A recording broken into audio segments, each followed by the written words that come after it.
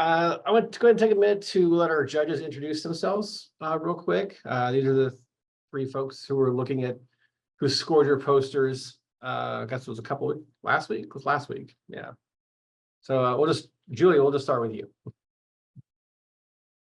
Okay. Hi, I am Julie Stofar. I'm a scientist at the LPI Lunar Planetary Institute in Houston, and I study the moon and its geology, and very interested in like understanding how the moon has evolved over time and why it looks the way it does. So I do a lot of work with remote sensing, data, and particularly like images of the moon's surface. Great. Hey, Alexandra.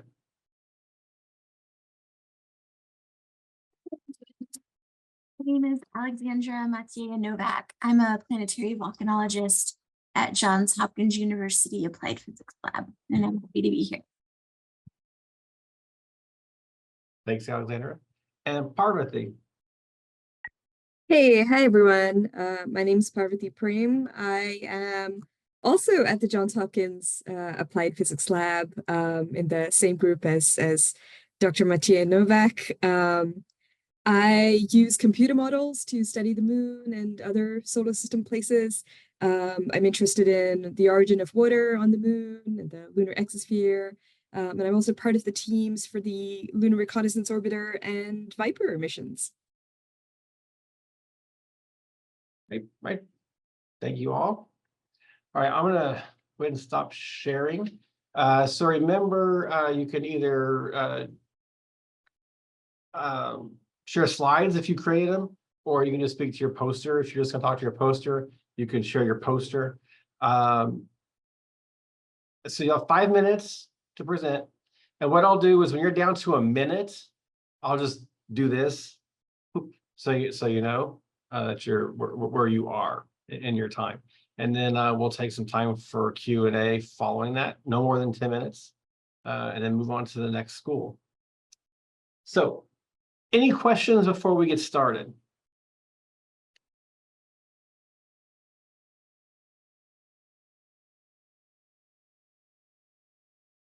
Okay. All right, great. Well, first up is Mahopac High School in New York. Are you guys sharing slides or your poster? Yeah, so we have a slideshow. Okay. I guess I'll share my screen real quick. Yeah, go ahead. All right. And then whenever you're ready, go ahead.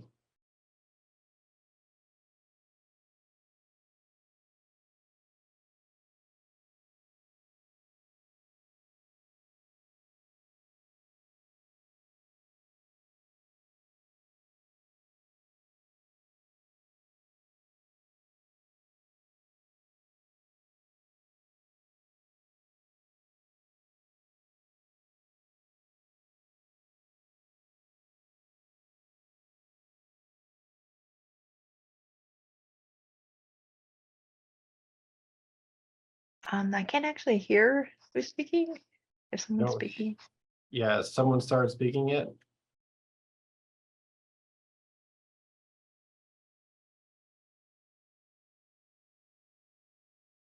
Audio. I apologize. I don't know if I'm still sharing my screen. Once I shared my screen, it said that it can't support my audio. I apologize. Oops. Let me just. That's weird. That's a new one.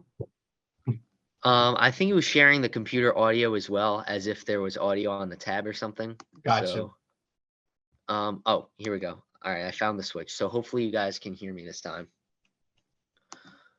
All right. So now do you guys have the presentation? Can you hear me? Are we all good?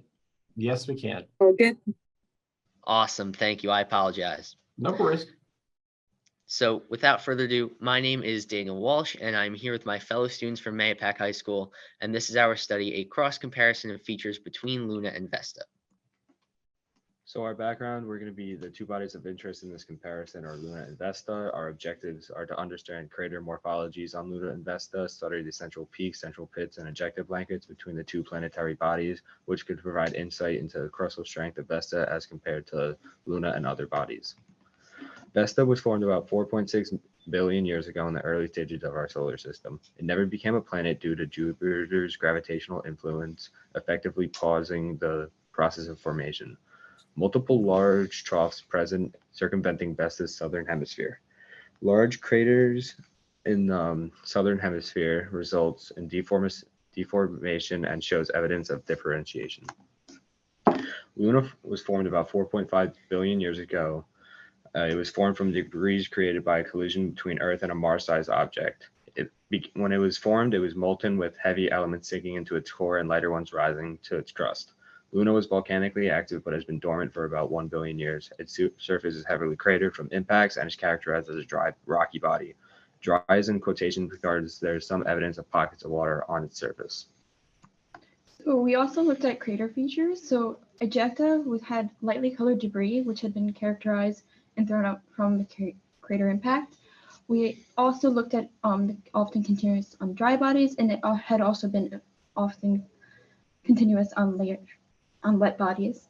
So the continuous on the dry bodies had because there was a symmetrical ring around the crater and it was layered on wet bodies. So we also looked at drop height, distance from the top of the crater rim to the outer edge of the crater rim.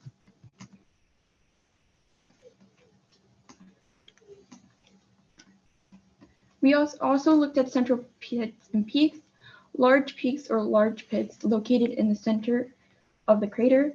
So the large craters may contain a ring of central peaks. Gravity has a little effect or no effect on the central pits or peaks. The volcanic degassing pits had also been different from the central pits due to them not being central, unlike the central pits that were central. And our problem statement had been a comparative analysis of crater features on Vesta and Luna will offer valuable insights into the formation mechanisms and crustal composition of these bodies. Further insight on celestial formation of Vesta, which is stuck in formation, could provide information about our own planet's formation. To conduct this comparative analysis, we utilized the ExMASS software. In figure 4, the image to the top left, you can see the interface of the 3-point crater counting routine, which we used to determine each crater's average longitude and latitude, and each crater's average diameter. In figure 6, on the bottom left, you can see the measurement tool, which we used to measure each crater's ejecta radius if ejecta was present. We measured the ejecta radius 3 times at different sizes of the crater and took the average of each of those measurements. We also utilized the cross-sectional tool within ExMASS. In figure 7 and figure 8, you can see the cross-sectional tool being used. We used the cross-sectional tool to determine the crater depth. We took measurements from both sides of the crater rim to the lowest point of the crater and found an average between the two for the crater depth. We measured the drop height by measuring the edge of the crater rim to the outer edge of the crater rim where the surface begins to flatten, and we also measured the diameter of any central peaks or central pits if they were present. You could see in figure 7, a picture of the crater Cepheus. There is evidence of a central pit, and in figure 8, there is evidence of multiple central peaks. This is important to note since Copernicus is a large crater, so it does have a ring of central peaks. From Luna, 166 craters were measured with a diameter range of 5 to 202 kilometers, and 58 craters presented continuous ejecta, 7 craters presented a central pit, and 19 craters presented a central peak. On Vesta, 107 craters were measured with a diameter range of 7 to 74 kilometers. 7 craters presented continuous ejecta, 2 craters presented a central pit, and 4 craters presented a central peak. To represent this data, we measured we graphed the ejecta runout length versus crater diameter. The ejecta runout length was calculated by taking the ejecta length minus the drop height. It's important to know that gravity plays an important role in the ejecta formation. On the graph, the blue circle represents Ceres, the green circle represents Mars, and the red circle represents Ganymede. Important pattern to recognize is on Vesta that the ejecta pattern is similar to that of Ceres, and due to the fact that it has a similar gravitational strength, that might point to crustal strength similarities between Ceres and Vesta. Other morphologies we collected data on were central pits and peaks, which do not have which gravity does not play a significant role in the formation of. The most important data to look at is the median diameter of the pit divided by diameter of the crater, which is significantly higher for Vesta than in Ceres and Luna, which indicates that Vesta has a weaker crustal strength compared to Ceres or Luna. Again, for central peaks, the median diameter of the peak divided by diameter of the crater is the most valuable value, and it is a little higher than Ceres and Luna, indicating a weaker crust again. Just to recap, from the two data tables, Vesta had a higher dpk divided by dc and a higher dp divided by dc value than both Luna and Ceres, which indicates a weaker crust or possible tectonic activity. The similarity between the ejecta runout length patterns between Vesta and Ceres and the similar gravitational strengths indicate similar features between Ceres and Vesta, such as hydration pockets. The data that we collected likely suggests that Vesta has a weaker surface than Luna, which could be due to possible tectonic stressors or hydration pockets, as evidenced by the similarity to the Ceres runout lengths. The possibility of tectonic stressors is supported by the presence of differentiation, as evidenced by the large crater in the southern hemisphere, as well as the presence of multiple large troughs. However, further research is necessary as our data was limited to fit the scope of the study. We must test more features across Vesta, and we must compare to more planetary bodies in order to draw more valid conclusions. However, the study was certainly successful, and we drew very interesting suggestions from the study, and we would like to thank Dr. Michael Zielenhofer, our mentor, for his extensive guidance, as well as Andrew Shaner and the ExMASS program. Thank you very much for taking the time to hear our presentation, and we welcome any questions that you guys might have. Thank you. Any questions? Any comments from our judges? Hey all, this is great stuff. I'll go first. So, one, maybe two questions. So, for the craters that you selected, especially on the moon, since it's so much bigger than Vesta, how did you select the craters? Did you sort of randomly pick them? Were they sort of equatorial or more polar? How were they distributed? We mostly randomly selected the craters, as we wanted to get as much data as we could within the time that we had to collect data. However, it is important to note that we did have a bias toward named craters on the JMAR software. Okay, awesome. And yeah, I could ask another question, but I'm going to let Julie and Alexandra have a go. Yeah, I guess I could go next.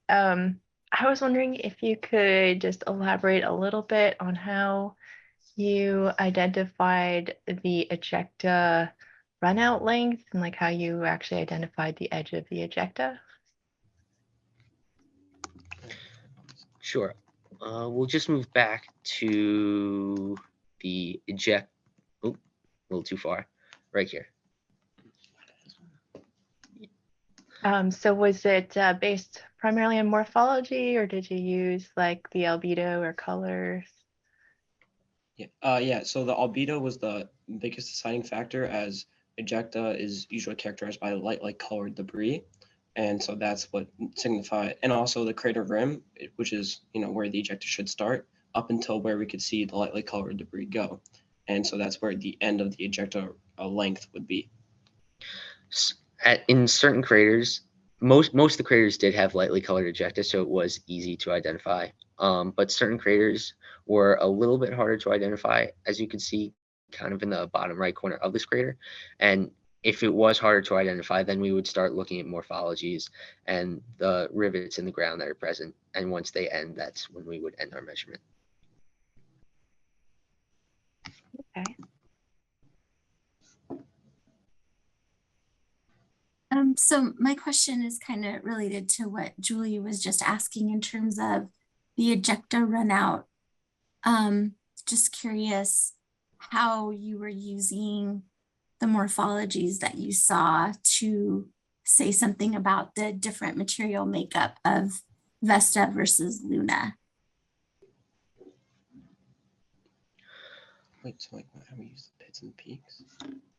I apologize. Are you referring to identifying the ejecta, or are you referring to like the measurements that we took? The different kinds of morphologies in the ejecta. And then how we So then, like, for example, on this slide right now, you said is often continuous on dry bodies and often layered on wet bodies. So did you see layering ejecta? We actually did not see any layered ejecta present on Vesta or the Moon, which could evidence that Vesta has a similar composition to the Moon in terms of being a more dry body. Okay, thank you. That answers my question. Thanks. Got it. Thank you.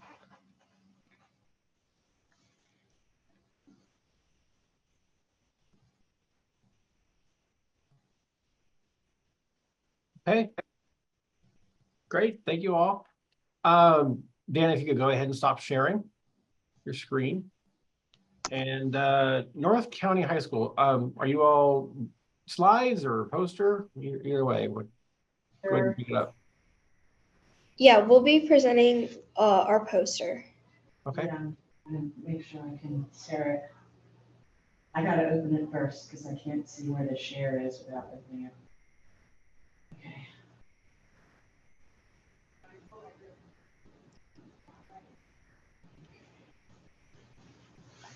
Do you want me to full screen it? Yeah. And then I gotta put it back over here. Yeah, okay, that's good. Sorry.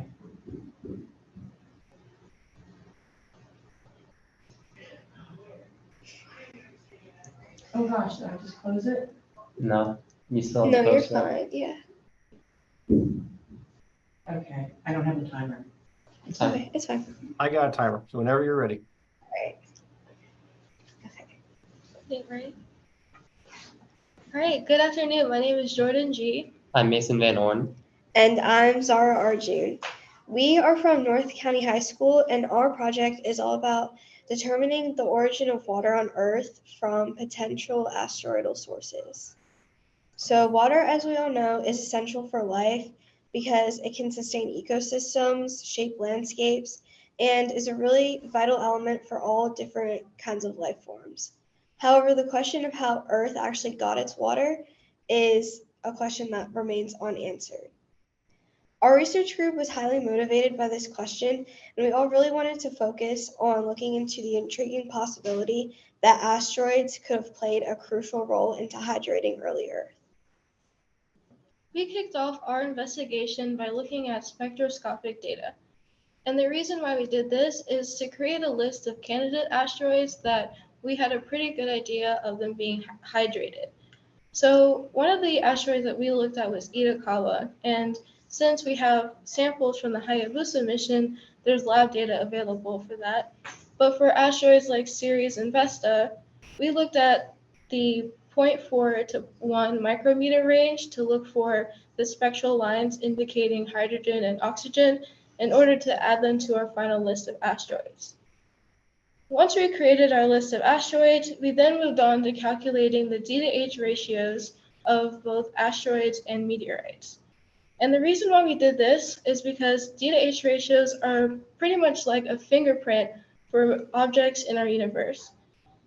This is because objects with similar D to H ratios have likely been through similar processes, which can then lead to the conclusion that they have a common origin. So lab measurements were used for the meteorites as well as Itokawa, while the D to H ratios for Vesta and Ceres were calculated. One important thing we wanted to take into consideration was any secondary processes. So for the literature we found, we tried to target ones that took that into account by either calculating the primordial value for the D to H ratio, or for meteorites, taking samples from the inside or similar procedures. So once we had our D to H ratios, we then calculated the delta D by comparing it to VSMAU, or the Vienna Standard Mean of Ocean Water for Earth. which then allowed us to create our graph where the blue dotted lines represent the range of values for measured Earth values. There's just one little issue with our graph though. Vesta actually has a value of negative 166.4, so it would be inside the box, meaning that it's considered similar to Earth. Now, one thing I thought was personally interesting was the fact that Nakla, a Martian meteorite, is extremely similar to Earth. That could suggest a possible common source of hydration for both Earth and Mars. Another thing I thought was really interesting was that Itokawa and Ceres were also inside the box, even though we couldn't find any meteorites for them. The final thing that I thought was really interesting was that Vesta has such a different DH ratio compared to Aurigal and Mirashin, which, as Jordan was mentioning, could be due to the secondary processes that the meteorites have encountered throughout their lives. Our analysis revealed that the similarities in D/H ratios between the asteroids Itokawa, Ceres, and Vesta to Earth's oceans suggest that asteroids of similar types in the inner asteroid belt could have contributed to Earth's water in its early stages. Additionally, the D/H ratio of Nakla had a remarkable similarity with Earth's oceans, which could imply that Mars and Earth's water could share a common asteroidal source. However, further research, possibly by investigating the dynamics of the early solar system through modeling to see which asteroids were in close proximity to Earth, is needed to confirm this link. Finally, we want to give a really special thank you to our mentors, Dr. Ahrens and Dr. Lalachi, who were the biggest help throughout this whole process. And we also want to thank Mr. Shaner and the ExMASS program. Thank you all for your time, and now we open to questions.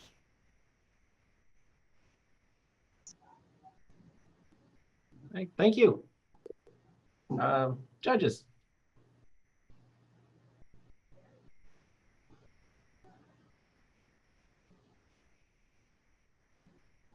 Hey, good presentation, North County. You guys aren't too far from where I work. In fact, I think I might recognize some of you, and I definitely recognize your teacher's voice. So, question.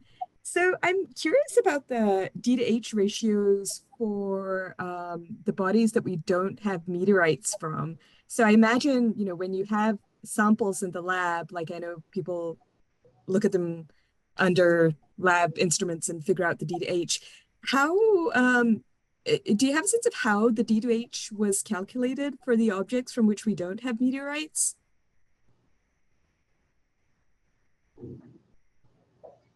Jordan? Well, when we took a look at the literature for some of the asteroids that we found a lot of information about how part of the process was looking at the D to H ratios for similar meteorites and also looking at what the different processes asteroids would have gone through since the start of the solar system. So, for example, one of the papers we looked at took into account solar radiation and any evaporation that might have happened to asteroids that would have changed the D to H ratio from the beginning of the solar system to now. So that's some of the stuff that we looked at. Oh, yeah, that's really interesting. And I don't know the answer, so it wasn't a test. I was just curious, but thanks. That's really informative. If I can ask a question next. I was curious if you know whether D to H ratios of the meteorites in particular, can those get affected by their time on Earth? Well, I would imagine so, especially since the meteorites need to actually go through Earth's atmosphere in order for them to be able to be studied, since we can't just yank them down from space as much as we would love to, so they would be less interfered with. I'd imagine that since the meteorites have to, again, go through Earth's atmosphere, that parts of it could be burnt off, and then that could affect the DH ratio. Yeah, I was thinking maybe like I was wondering if any of the meteorites that are in your plot here, if any of those were ones that had been sitting on the Earth a while before they had been collected, maybe getting exposed to water and you know, atmosphere, or if these are like really Okay. fresh meteorites. We Oh, didn't sorry. really- Somebody was talking, but I couldn't hear the Hayden. we didn't really pay attention to when the meteorites actually landed, and I think that would be a good thing to consider for further study, so that we could see, like you said, if that could have had any impacts on their DH ratios.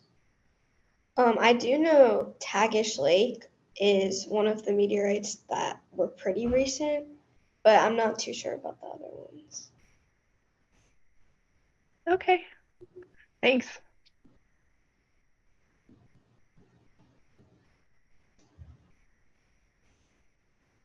Good questions.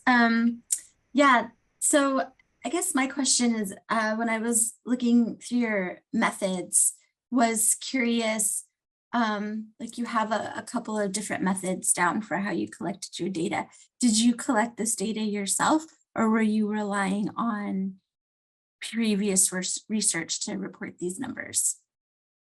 So our values for both spectroscopic data and D to H ratios is largely based on literature, but our calculations of the delta D using VSMAL, we went ahead and calculated it using those D to H ratios we found. Great, thank you.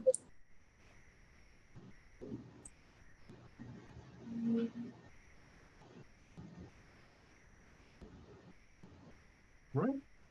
Great. Thanks all. Okay. So North County, if you go ahead and stop sharing. And up next is Logos Charter School.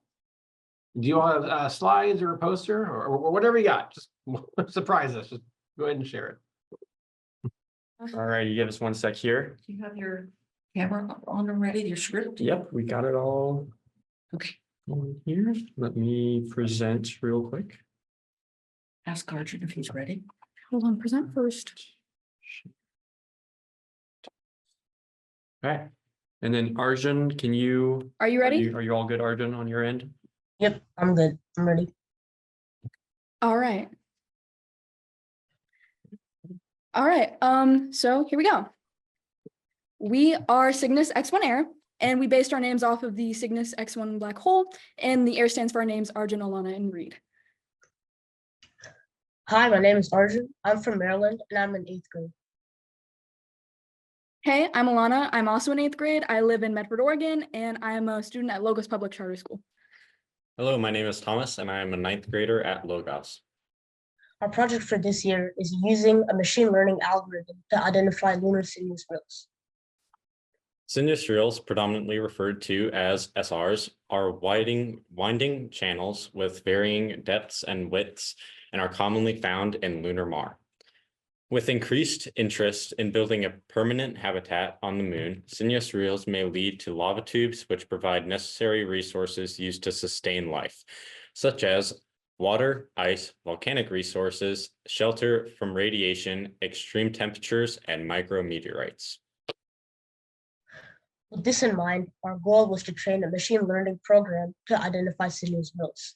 Last year, our team searched for and found new Sirius rill candidates, but this process was very tedious. We hoped training the machine learning program would make the search less labor intensive. This would have not been possible without help from scientists at JPL. We selected 89 SRs for the training dataset from the list of cataloged SRs by Hurwitz. Other proposed rills would need to be measured to prove they were true rills. We randomly chose the rills so we could get a diverse range of data. After locating an SR, we utilized the NAC search image engine on Moontrek and selected the best image based on the low angle of incidence of the orbiter and the largest section of the SR that is possible to capture. Using a VGG image annotator, we annotated the NACs. The reels were annotated using a polygon outline that followed the geometry of the reel. Similar sized craters were also annotated using a rectangular box. The annotations were saved as separate CSV files and uploaded to a folder with corresponding NAC image. Once all 89 SRs had been annotated and saved, they were sent to Natalie Gallegos to train the ML program. After training the model, we used 8 images to test it. We got a precision value of 0.75, meaning that 75% of the features the model identified as roles were true roles. A recall of 0.9, which means that 9% of the roles in the images were detected by the model, and a F1 score of 0.82. The F1 score is the harmonic mean of these two values, with 1 being the highest possible score and 0 being the lowest. It gives a good single number value for evaluating how well the model performs. The table shown compares our results to that of other models of other lunar features. In the images, detections from the model are labeled in green bounding boxes. Labels created by us are in red bounding boxes. The detector often uses multiple bounding boxes to label it an SR. In the image on the left, the model selected 2 regions that it believes to be reals, which were not true reals. In the image on the right, the model selected a true rel. As seen in the examples, the detector found an SR in image number 1. Again, it broke up the SR into 2 bounding boxes. It was also able to find the crater in the images as well as seen in image number 2. Here's another example of the detector correctly identifying rills and craters. Our precision value of 0.75 aligns with the rock model 0.74. Our recall value is still much higher than the crater and rock models at 0.9, though the pit model still surpassed it. Our F1 value was also slightly higher. Algorithms? Bro, I don't know if we're winning against this machine learning algorithms. Huh? What? Continue on, Arjun. Okay. Our F1 value is also slightly higher than the other 2 models. This may be due to the low number of data sets. These values will likely become more similar to the other models upon adding more data. One issue we might encounter is that we only have about 200 known SRs to use for datasets. However, most SRs do not fit on one NAC image. We would be able to use the same SR for multiple annotations because we can use different NAC images on the same reel. This will allow us to expand the training dataset. Another problem we found is that the algorithm only accepts bounding boxes as annotations. This meant that we had to re-annotate the images to properly train the model. The NAC images were also too large for the model, so we had to crop them down to just the portion that included the reel. Both of these issues could be solved by doing these things first. Our results suggest that ML algorithms can detect SRs as well as other lunar features. The model would need additional training with a larger data set to improve its precision and recall values. Similar methods might be used to train an ML algorithm to find features on Mars, Mercury, and Venus. To enhance the accuracy of the model, further training and testing with larger data sets will be necessary. The training and annotating process is expected to be long, and we may require much more time to complete. We plan on continuing the ongoing training of the model and refinement of the annotation process throughout the year. Our main goal for the upcoming year is to enhance the model to the point where it can identify new lunar SRs. Thank you for listening to our presentation. Right. Thank you, Logos School. Judges.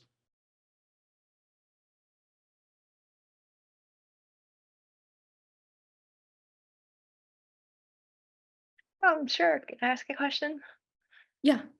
Yeah, I was curious if you noticed any difference in the algorithm's ability to identify the sinuous rills depending on like which direction they were running, like north, south, or east, west. If that had any, if you happen to notice like it was better at doing one versus the other. I mean, we would need a larger data set to really narrow this in, but we did talk to Natalie Gallegos from JPL, as we said before, and she said that the model specifically was trained to detect SRs that run east to west and north to south diagonally on various lighting conditions. So I think it really would just depend on the size of the data set that we have. Okay, great.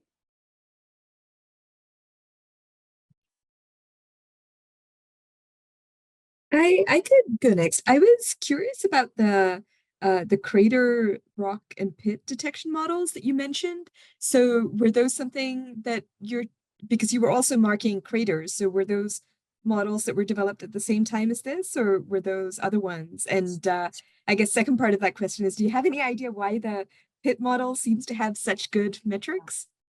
So we did actually have to ask Natalie the answer to this as well, because we didn't have a part in the crater models and the pit models. And she said that, and this is a direct quote from her, by the way, training models to get optimal results is an iterative process, and most models go through many iterations of training.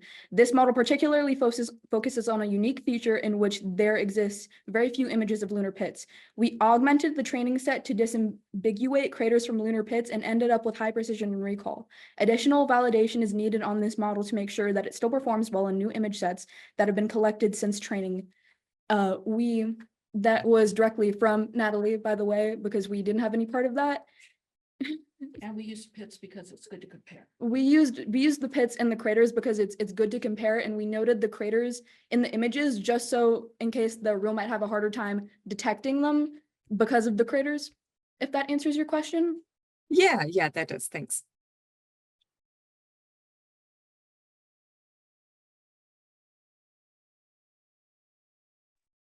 So my question is kind of going off of the previous two questions you had. I had a lighting condition question as well, because sometimes in NAC images, what looks like is a lower topographic feature is actually a higher one. So just wondering, like, you know, instead of rills, which are lower topographic features, you don't have a ridge. You're not confusing that with the ridge. And the same for your craters and pits, that you're not confusing those with higher standing features like domes.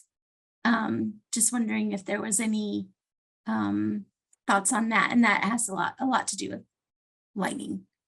We didn't necessarily take into account craters and pits as much. They were just, we noted the sizable features in case they would affect the row, but we only used known rules, and so it should be proven that they have they're deep and they're not ridges or anything. We specifically chose a list of known rules for training. I hope that answered your question. Yeah, I think it just goes back to what you had mentioned at the end, where further testing is needed. So yeah. Hey, Andy, if I still have time, I kind of just want to make a comment on this one. Just wanted to maybe suggest that there's some similarities in morphology that might make it difficult to distinguish rills from pits, for example. So some sinuous rills seem to have formed as like a collection of pits. But I just find that interesting because it kind of speaks to similar, formation mechanisms, perhaps in some of the cases where you can't like quite distinguish them as well with the methods of machine learning. Just something to think about. Could be interesting. Thank you.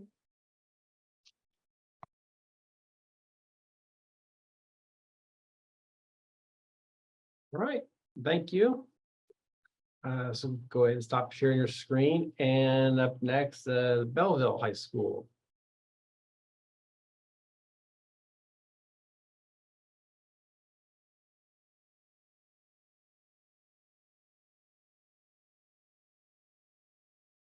There you go. All right. Oop. Hello, I'm Ari Mesa. I'm Aiden Perry. We're from Belleville High School. When looking at a research topic, we noticed that on the moon, that there was a higher frequency of impact craters on the lunar poles, and wanted to research further. We ended up with the question, how does the frequency of impacts and surface age compare between poles, and how can we quantify this? We used the data on the diameter and latitude of craters to answer this question. So in order to collect our data, we took the moon, we split into 60 sections of 3-degree tall latitude ranges. We chose 60 just because it was a convenient number. Had we used more, there could be a little more variance between some of our later graphs, but we'll talk about that. Our craters were identified using the JMARS Lunar Crater Database.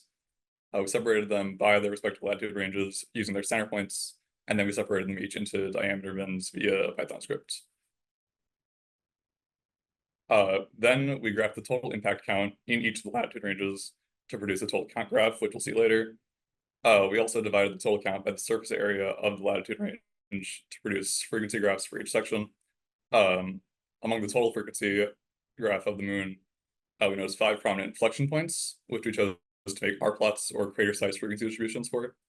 These graphs compare the relative ages of the regions.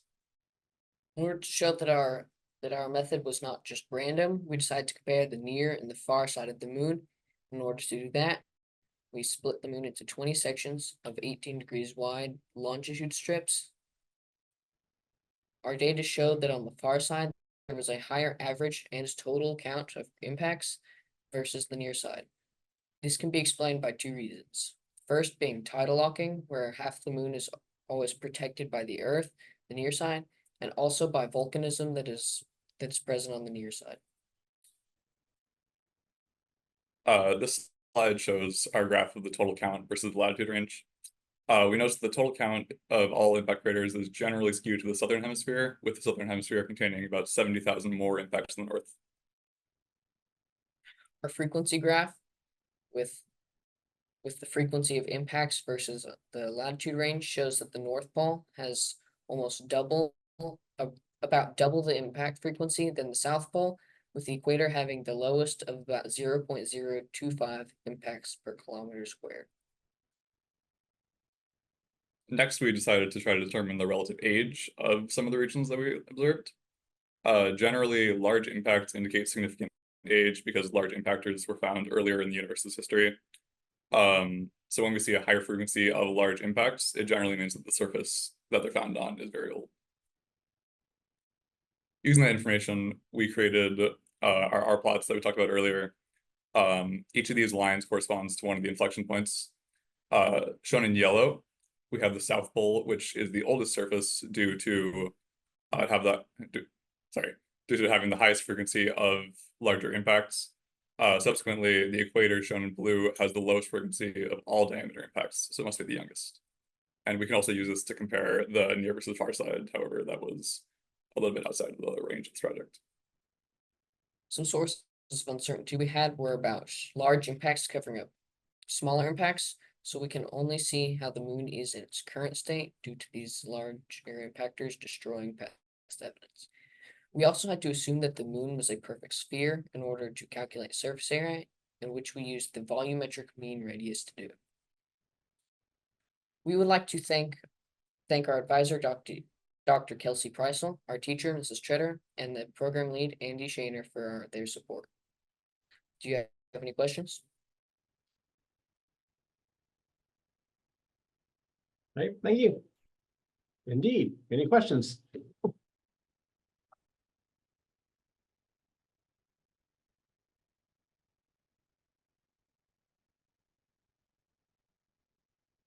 Hale, I'll go first. This is really cool stuff. Do you have any thoughts on why the North Pole has so many more craters than the South Pole? We didn't get a chance to look into that, unfortunately. So we don't. Okay. So I had a follow-up on that, if that's okay, Parvati, if you were done. So yeah, I noticed in your poster it said the North Pole has higher LIC frequency than the South Pole, despite the total number of LICs being skewed to the southern hemisphere. Can you explain that a little bit more? Because that I didn't quite follow along when I was okay. Yeah, go ahead.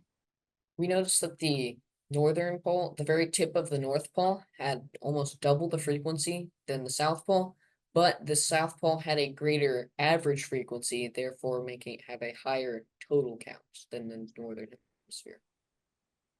I see, got you. And so how does that compare with what you saw at the equator? The equator had the lowest frequency, but it also had the highest total per latitude range because it had the largest surface area. Got you. Okay. All right. Thank you.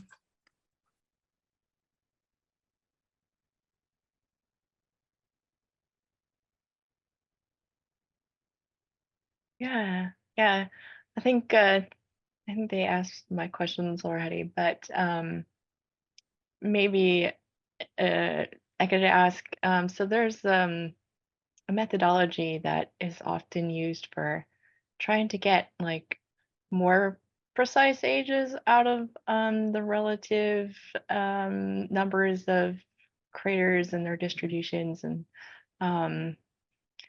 I guess I was wondering if that was something you considered doing. It's called crater size frequency distribution analysis, and it's relatively common for planetary data.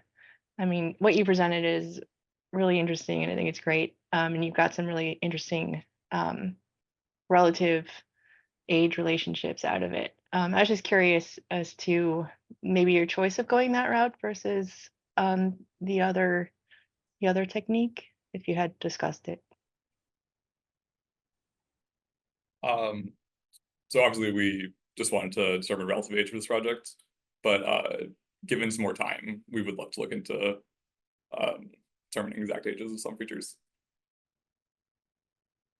Okay, thanks.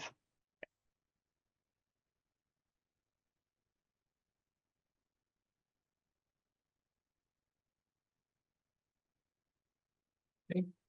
Alexandra, did you go? Do you have a question? No, I went already. Okay, okay. Okay. All right, great. Well, thank you. So go ahead and stop sharing. And Princeton High School, are you here? Are you ready to go, or are you still waiting for some students? Hi, our classes haven't ended yet, so we have one of my students is actually Zoom. He's on the Zoom, but I'm waiting for two other students to come in. So it'll be probably 5 to 10 minutes before we can get in. Okay. Okay. That's fine. That's fine. So in the meantime, I'll just let everybody else everybody know. I'll be sending everyone certificates for finishing. The fact that you all got to this point is great. So you're to be congratulated just on that, just for that alone. So good job, everyone. That being said, Arjun, I need your address. I'm pretty sure I had it because when we sent you the handouts and stuff, I think earlier this year, I know we had it, but I can't find it. So I'll put my email address here in the chat. You think I could just like send it to you in the chat, like through a private? Or that's fine. Or you can email it to me, whatever. Okay. All right, I'll send it to you right now. Do what? I'll send it to you right now. Okay.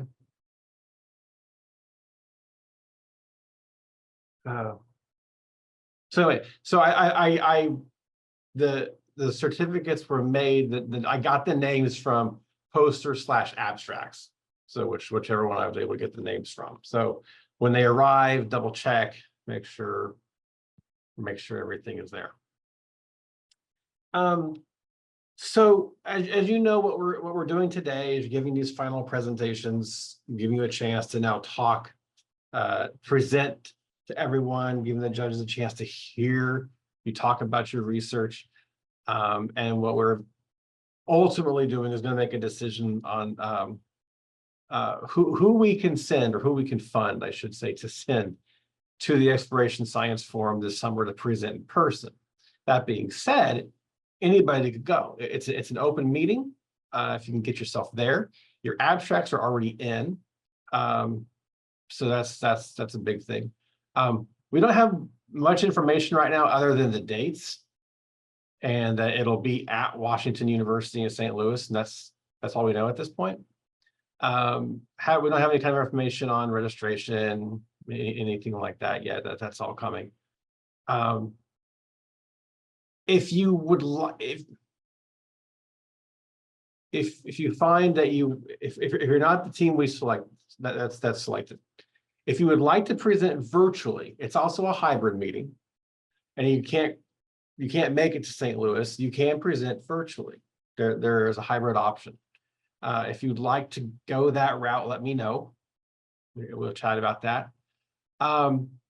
If there's any changes you might want to make to your poster between now and then, you're welcome to do so. The deadline would just be whenever posters will be due to virtual posters will be due to the forum when they need those. that information is also forthcoming. So that if there's little things you still want to do to tweak your poster, you can certainly do that between now and then.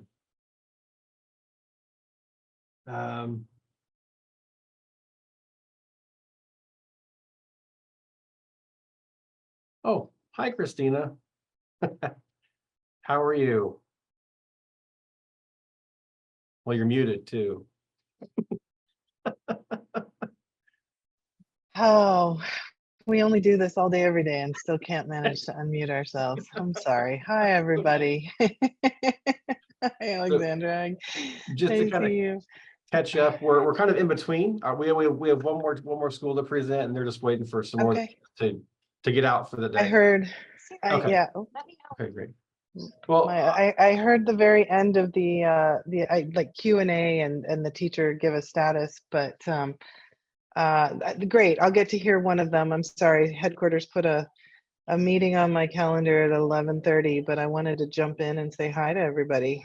Sure. Well, why don't you introduce yourself, Christina? Okay, sure. So I am Christina Gibbs. I'm the Deputy Director for SSERVI. SSERVI is the Solar System Exploration Research Virtual Institute. And Andy is one of our people. He's funded on the team with Dr. Kring, and he's been running this program, this amazing program that I'm so excited you guys got to be a part of. So we have about, I don't know what our current number is. We cycle teams in and out, but I think we have about 13 funded teams right now. And Alexandra's on one as well. And so we also are the hosts for NESF. And I did hear like there's no information on the meeting, and that is 100% my fault. It will be coming out soon related to registration and details for other stuff. So do please watch for that. But I did get your abstracts into the system, and the SOC is reviewing them all right now. And we're really looking forward to having some of you guys who can come and join us participate. So yeah, this is a great program, and we've had some of the students with us in the past, and we'd love to have as many of you who can join us as possible. Thank you, Parvati. Yes, SOC means Science Organizing Committee. They are the people that we ask to volunteer, and they help us review the abstracts submitted to determine if they are focused in the research area of the meeting objectives, if the research is evolved enough to be an oral presentation or a poster presentation, and then also every now and then we have to reject an abstract or two because they just don't meet the goals of our meeting, or the research not developed enough for us to bring them forward as part of the meeting. So that's what's going on right now for the Exploration Science Forum.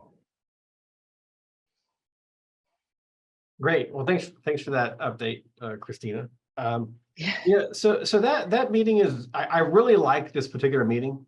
It's not huge and it's not tiny, or not little. It's just really nice sized meeting, a focused meeting, and it's just, I don't know, it has a different kind of atmosphere than other meetings do, and it's just one that I've always enjoyed going to every year.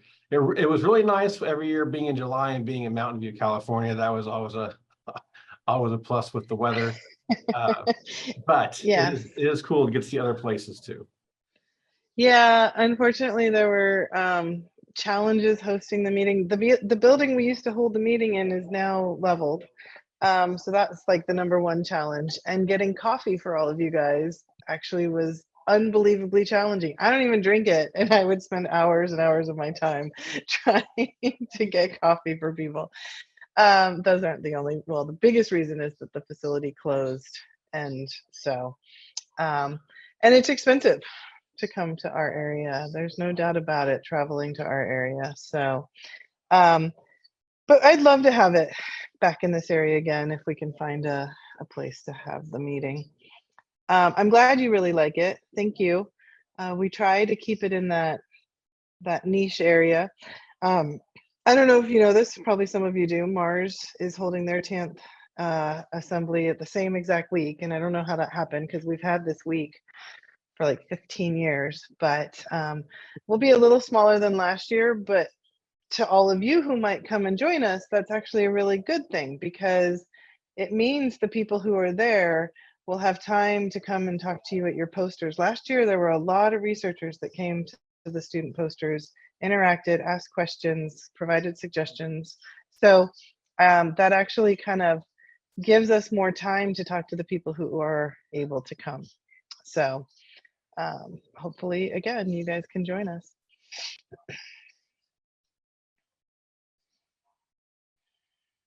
I know you're all probably just have thousands of questions you'd love to ask about the survey or anything like that. Anybody Yeah, I'm have any totally questions welcome. about survey, Any questions? what it does, the Institute?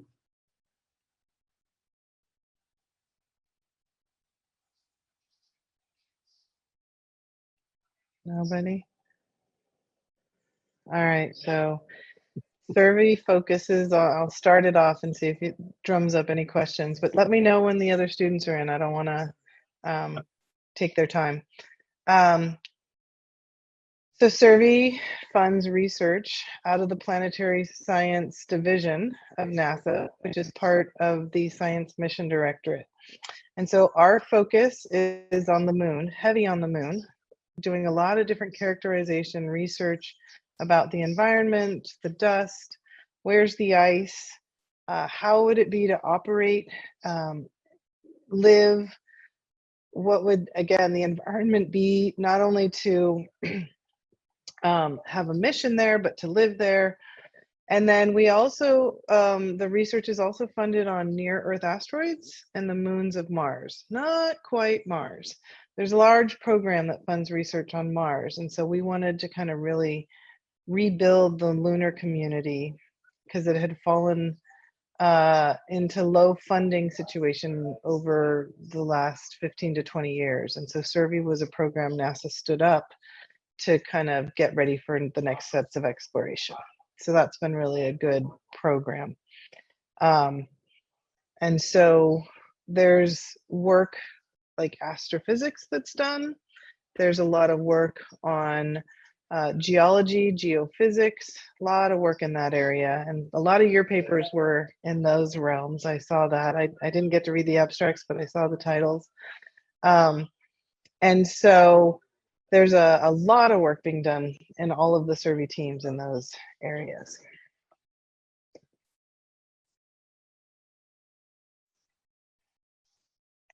Maybe if I can just comment, I mean, for the there's students who are here, hi, for the students who are Hi. here, like Survey's one of the places, like it's not like a physical place, but it's like a group of people like that we all work together on these different teams.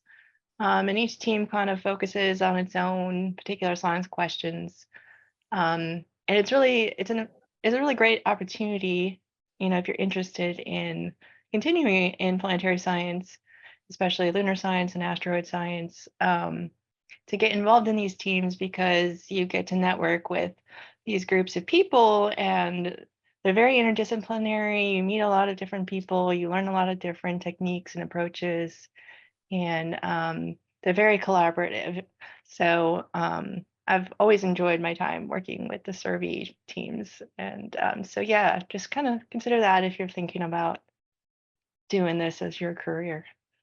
Absolutely. And one of the really good things about the funding structure of a survey cooperative agreement is that they're large and they're for 5 years. And so they really, a lot of the teams, especially the ones at universities, but even the ones who aren't PI'd out of a university, often partner with a university.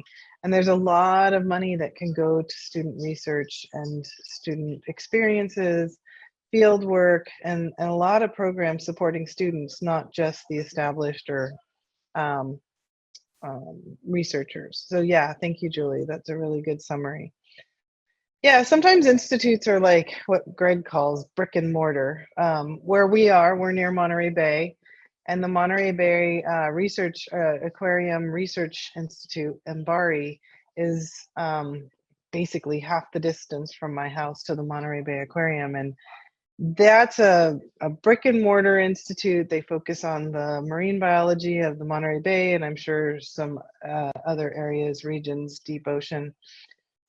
But they are all kind of in that one institute. We're a NASA institute that funds researchers at all different institutions within NASA and universities. And then those PIs have lots, almost every team has an average of 20 funded researchers and another 10 to 15 collaborators who don't receive funding from Survey. And that doesn't even mention all the students that get funded through Survey. So it's a great program. And so if you were to come to NESF, you would meet a lot of the people there are affiliated in some way with a team. And you'd get to meet some of those people and see how you could continue working on some maybe projects until you're in college and go to that route. That reminds me, so there's every year at the forum, there's a student, whether there's a poster and a research, or it's just all research competition. So, and we always enter your posters into those as well, so. Yep. So what we ask is that somebody give a lightning talk it's about a minute and a half overview of what you're doing. And it's kind of an advertisement for your poster so that people come and see you. But then the person who talks is kind of judged by a group of judges. And then they'll look at your poster and you won't know who they are, but they'll come by and talk to you during the poster session. And they'll want to learn a little bit more about the work you've been doing, and then they'll rate you on a set of criteria that we established based on the science objectives and the quality of the research and the poster presentation and how it's laid out. And then of course your oral presentation is a lightning at the lightning talk. And just to confirm, Christina, this is a hybrid again this year, right? It is. Yep, there is virtual. I have not figured out what to do with the virtual poster session. I don't want to get into the weeds with all of you here, but it is plaguing me.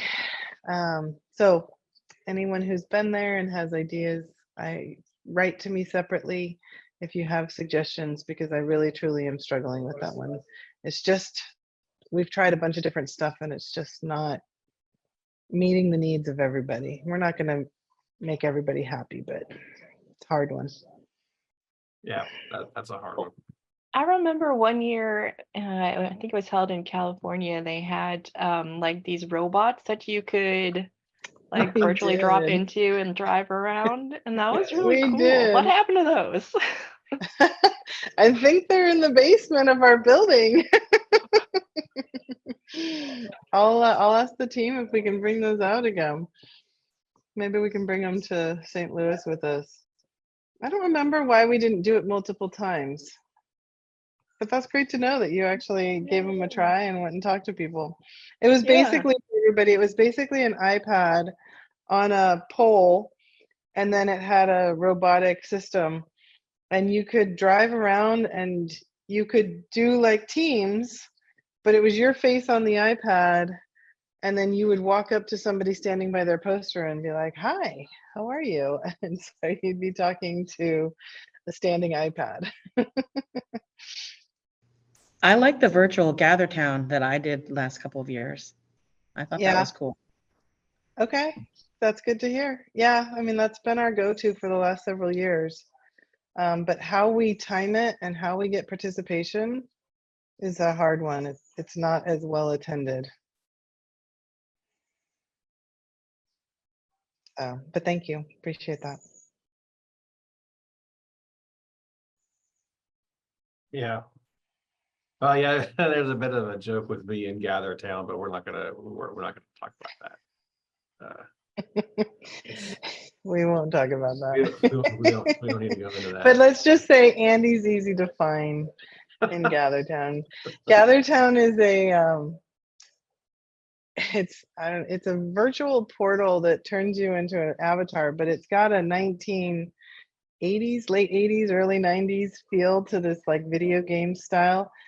But anytime your avatar gets near another avatar, it connects you And so you could be walking past Andy's avatar and you could be like, hey, Andy, and he's like, hi. And it's just kind of, it's just like walking by each other in a conference facility or something like that. But you can build out the environment all you want. And so we have lounge areas and we have places you can put chairs together and you can make a cone of silence.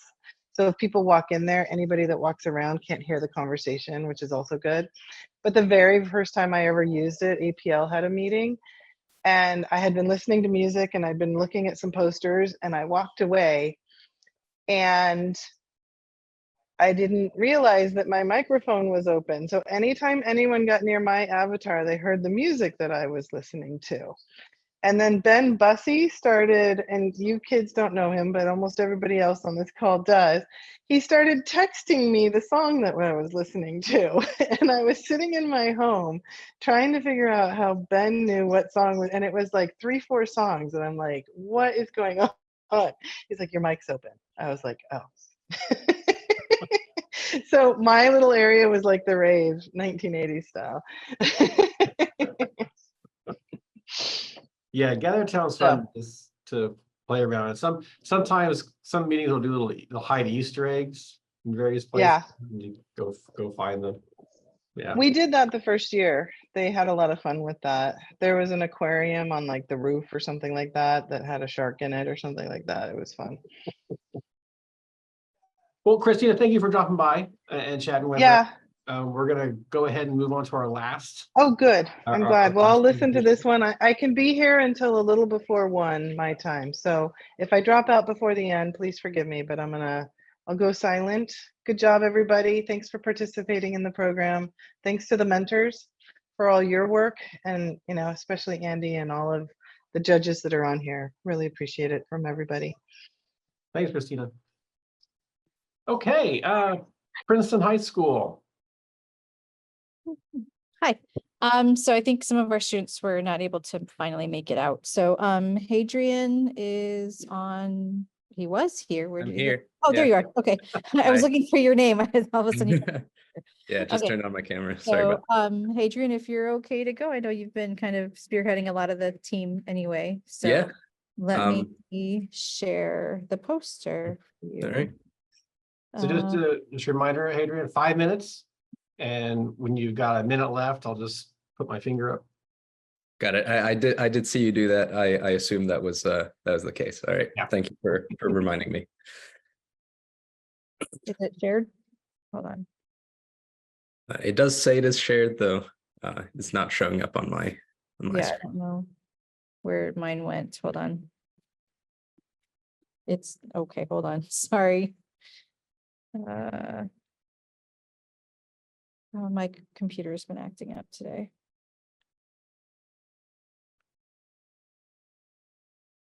All right. I don't know if I'm gonna be able to get into slideshow mode because it's not working right. I could also attempt to share my screen if that's necessary. Is this okay? There we go. Let's see. It's a little bigger. I know it's not. Oop. I think now I'm sorry, my computer's been acting up funny today. Okay. Let me see. All right, I think that's the best I can get right now, if that's okay. It'll do. I mean, can't really read much of what's on there, but I do have I think the information memorized more or less, so should be all right. No? That's too big, sorry. Here, we can go from there. Yeah, I guess if it's no bother, we can just move it around a little bit. So sorry about that, group. Yeah, so our project was focused on the using the QuickMap program of the moon to analyze the polar lunar surfaces for potential locations of lunar ice, and not only where lunar ice would be, but also where a potential rover would be able to navigate, take samples, and potentially lay the groundwork, though this would be much further on, potentially lay the groundwork for a more self-sustaining area of operations, if you will, on the lunar surface.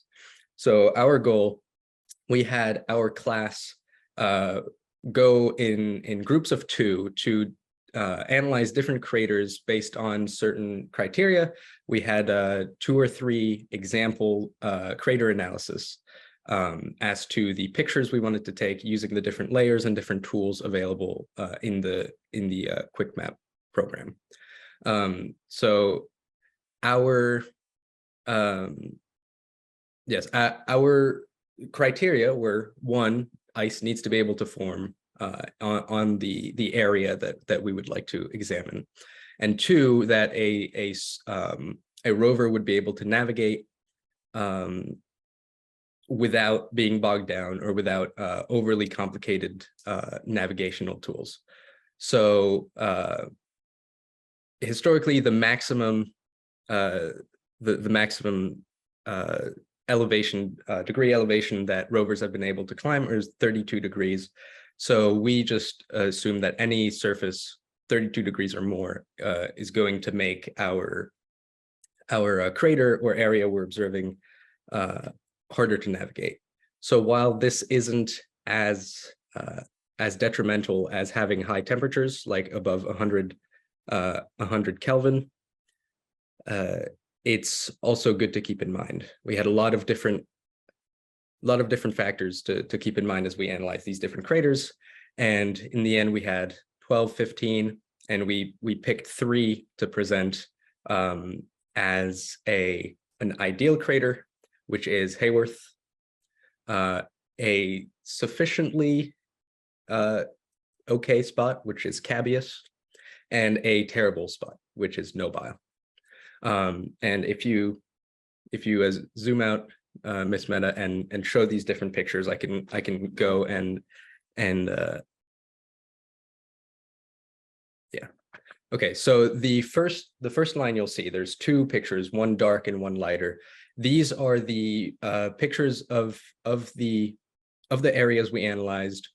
The darker one being an actual picture taken satellite imaging, very dark, very hard to see, and the other one being an analysis of the cross section of the surface, like 3D modeled essentially, to give a better understanding of what the area actually looks like, because being that it is polar areas, very hard to see.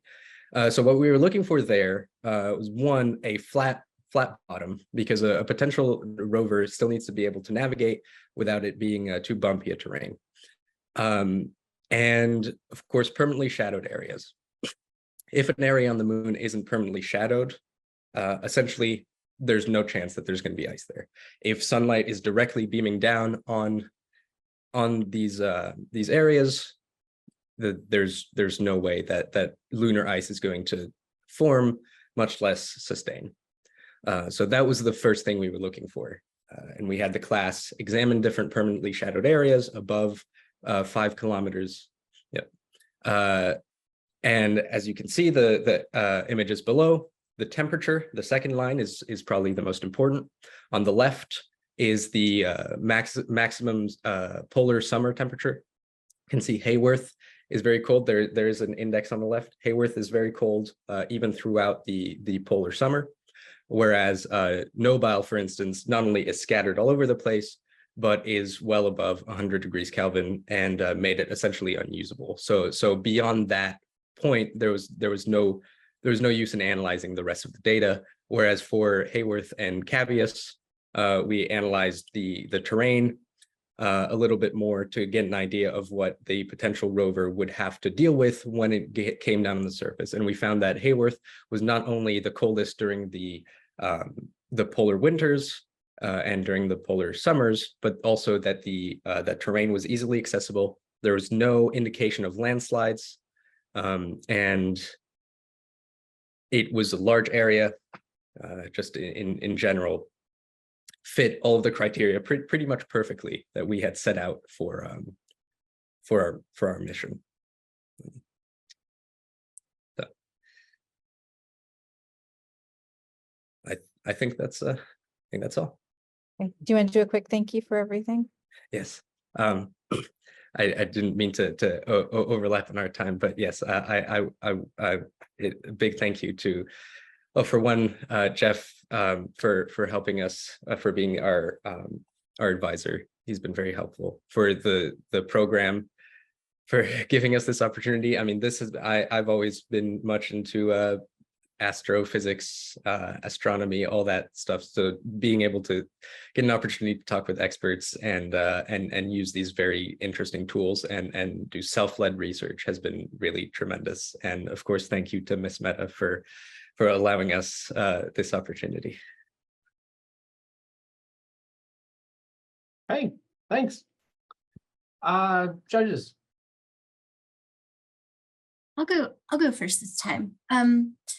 Thank you so much. That was a great presentation, and I liked your poster. I really liked how you used different data sets to tackle the one problem. So my question was, did you ever have, trying to figure out the ideal requirements, did you ever have some data sets that kind of disagreed with each other? Like one data set might show one crater as being more ideal for a certain requirement, but then a different data set would show a different crater as being ideal.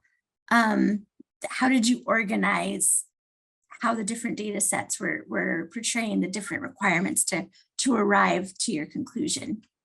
Certainly, that's a great question. We had all these different data sets, so we could kind of compile them and see overall how ideal a crater would be. We basically put them into three different categories, just as we gave an example of one of each category: ideal, unusable, and somewhere down the middle. And so the most important data set, the one we paid attention to the most, was the temperatures during the polar summers.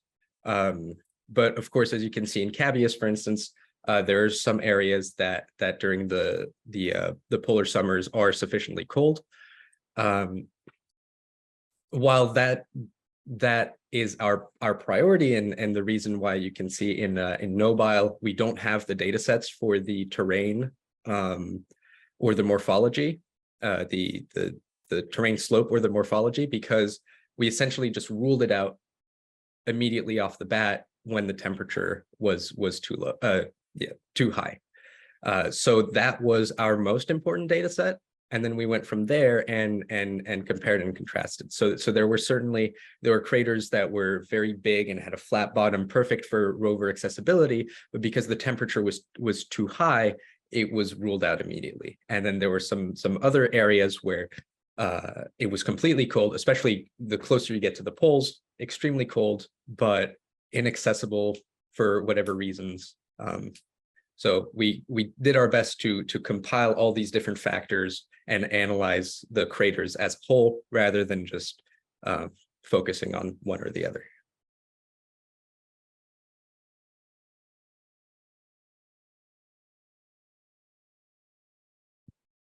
I could go next. Did you get a chance to look at any of the data sets that have searched for signs of water at the lunar pole? So, I'm thinking any of the hydrogen maps or the spectroscopic data that might show water ice on the surface? So we were focused really on, and while this would probably be the most direct way of searching for lunar ice would be to go to the spots that already had confirmed lunar ice. Our goal was to go beyond that and use it was to focus on using the Quick Map program to give us that data. And so the analysis that we did was really based on data that we didn't have and projecting it on whether we thought lunar ice would be there and how accessible it would be for the rover. So while we thought about using, and I believe there was something about IR mapping and spectroscopy that we had considered, we thought that it would be much easier, especially for students, because this was a classroom-led student research project, to focus on just using the tools available in one program. And it's much easier also to explain And so while I think I and my fellow researchers could have, and going forward, we could take a look at actual hydrogen, confirmed hydrogen deposits and confirmed lunar ice deposits. For the purposes of our class-led research program, we were focused on QuickMap itself. Cool, thanks. That makes sense. Hi, I was hoping to ask you about the landslides. You mentioned them as possibly being an indicator of dustiness or some other problem or challenge to overcome. So I was curious if you could just elaborate on that a little bit. Of course.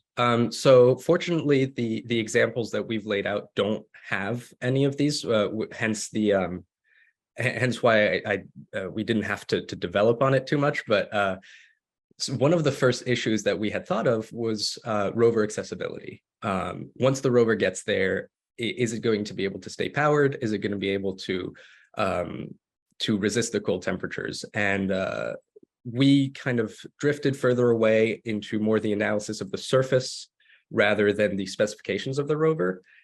But we always kept in mind that one of the biggest challenges was if we land a rover on the surface of a crater and we want it to get down, if there's landslides, it's pretty much never going to happen. And this happened, strangely enough, the landslide seems to happen less in the polar regions, but obviously it's hard to analyze an entire lunar surface to really get that proper data. But there were some craters, for instance, and I wish I had a picture to show you, but some craters with light streaks pointing inwards. And those are the signs of landslides, and those are the signs that the regolith there is not as rocky and more dusty, which you know, if you've ever tried to walk up sand, it's significantly more difficult than walking up rocks or just a normal dirty surface. Now, like I said, our data didn't have the craters that we chose to focus on didn't have any of that, and but it is also interesting because it's a little hard to tell.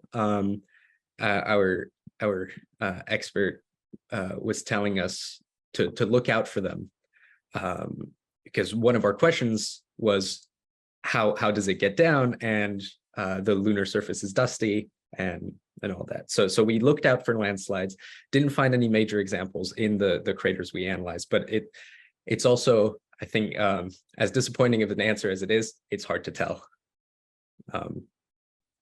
Okay. If I still have time, I would like to also ask you about the bumpy terrain. Yes. And how that's a challenge for the rovers. Of course. So you can see the purple and slightly yellow images are the actual terrain slope analyses. The yellow areas being terrain that is about 30 degrees or higher slope. So those are the areas in which we would hopefully never have to really venture in. But as you can see, Hayworth, very, very flat. The bottom is around 0 degrees. And there's areas that go up to 12, 15, maybe 18 degrees, which is still a surmountable obstacle for our rovers.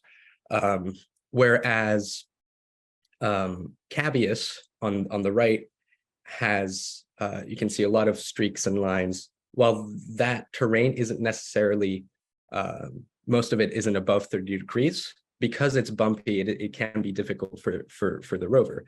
And something to keep in mind, our mission objective was to be able to take lunar ice samples and have the rover be semi-autonomous for a long time, and then transfer data back to Earth. So if the rover has to be autonomous and there's less direct control, bumpy terrain is going to get in the way, even if it's not significantly bumpy. And the flat terrain at the bottom of Hayworth crater is very ideal for that, because the rover can, and Hayworth is really large. I don't know if we're able to read the exact length of the cross section we took, but it's quite large, and it's an area where the rover can pretty much do its thing, collect samples and all that, with very little interruption. Whereas if we were to go to Cabeus, it would have a lot of interruption, a lot of having to map out its path to have a path of least resistance, and it's just inconvenient.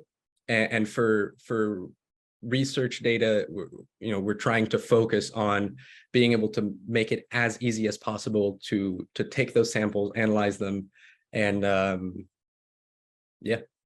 Yeah. Okay. Thanks. I hope that answered your question. I'm sorry. Yes. Yeah. That's kind good. of Thanks. Okay, thank you, judges. All right, so that wraps it up for our presentations for this afternoon. Thank you all very much. So now what I'm going to do is I'm going to take the judges into a breakout room so you all can relax. Don't go too far away though. Stay within earshot of your computer. You feel free to chat with each other, whatever. Tell stories, tell jokes, whatever relaxes you. And then we'll be in 10, 15 minutes or so, maybe less. And then we'll come back with an announcement.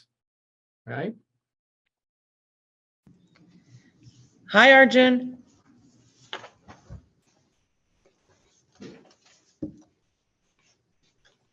Hey, Miss Michelle. So how do you feel? I don't know. I feel okay, I guess. Oh, it looks. Oh, hey, back. We're back. Welcome back, everyone. I'd like to first thank you all for making this an incredibly difficult decision, which is why we were in there for so long. It's maybe one of the longest times we've ever deliberated. So thank you for that.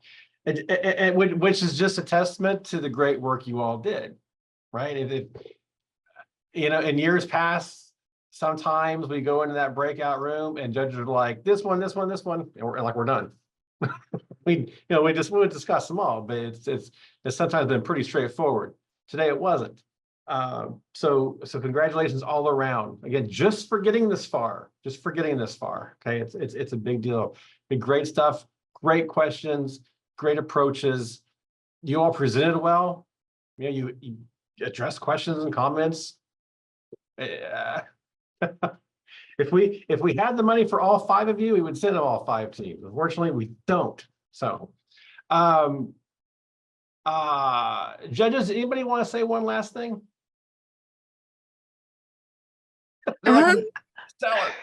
Yeah, sure. I wasn't sure whether to say this after or before you made the announcement, Andy, but I just want to say, irrespective, like I totally 100% agree with everything Andy said, that all of you, we're not just saying this to be nice. All of you, we are nice, but all of you did genuinely do a really great job. You should all be really proud of yourselves, your teachers and parents and other people in your life should all be proud of you. And, I think irrespective of who wins, the one thing to remember going forward, if you enjoy doing this, is that, professional research, all of us do research for a living. And it is, we have this competition as a motivator, but professional research is not a competitive sport. There are just, so many different kinds of science questions. There's so many different ways of doing science. And, hopefully you got a taste of that by listening to each other's presentations as well. All of you were sort of looking at different things and looking at them in different ways as well. And all of those are equally valid. And that's very true at the professional level. And so, there are ways of measuring how quote unquote good research is. You'll see people talk about citations and things. Those are fundamentally meaningless. There are incredible papers that have made great discoveries that have very few citations because of the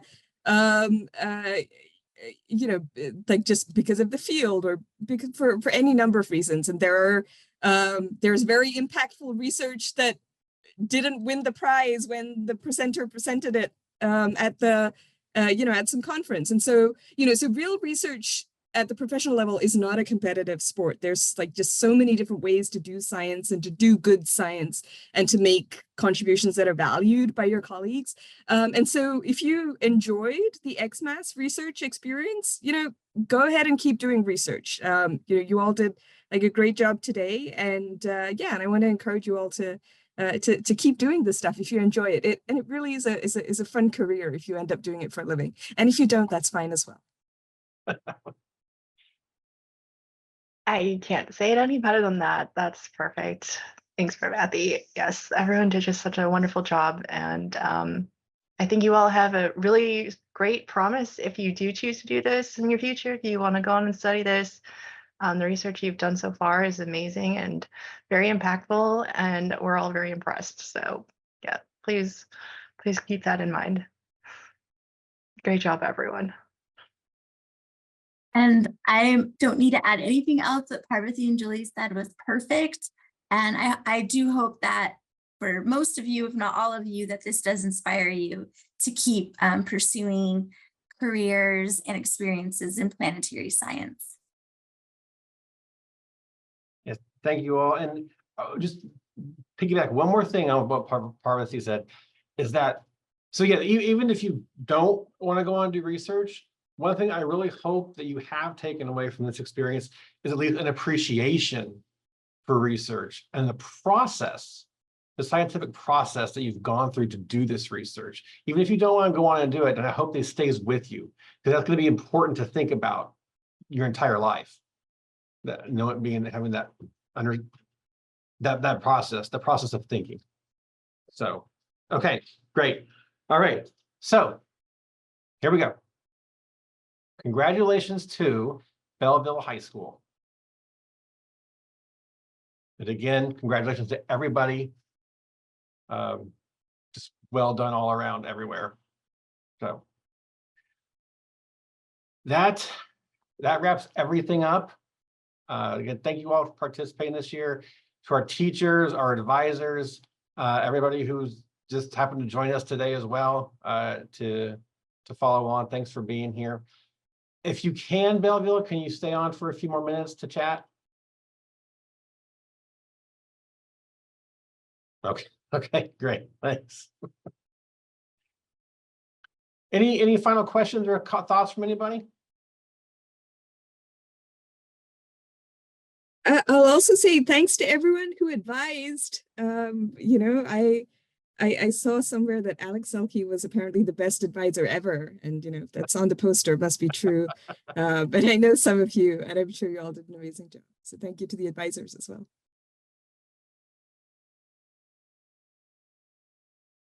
Hey, this is Shafali. I just want to say thank you as well to Andy and to Jeff Plesha for like taking care of us and creating the running the program. I don't know if you created it, but and all the other advisors and people and the judges and everything, because this has been an amazing process and I've really enjoyed it with working with the students, and I definitely plan on continuing this in the future.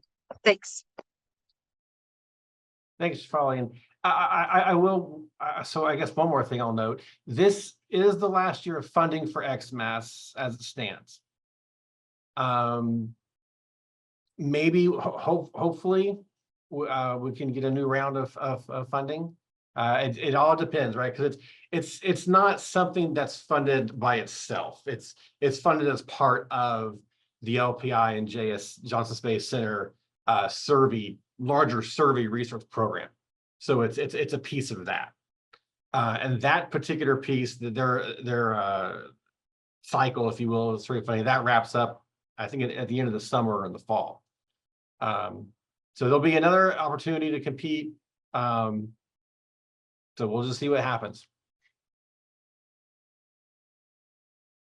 I did have another question. All the comments on the reviews for the posters were very very helpful in just getting the wheels turning. I was wondering, are there going to be more of those? I mean, I know, you know, beyond the presentation, I completely understand, you know, it takes a lot of time and all that, so I completely understand if the answer is no, but I was just curious if there was any more of that.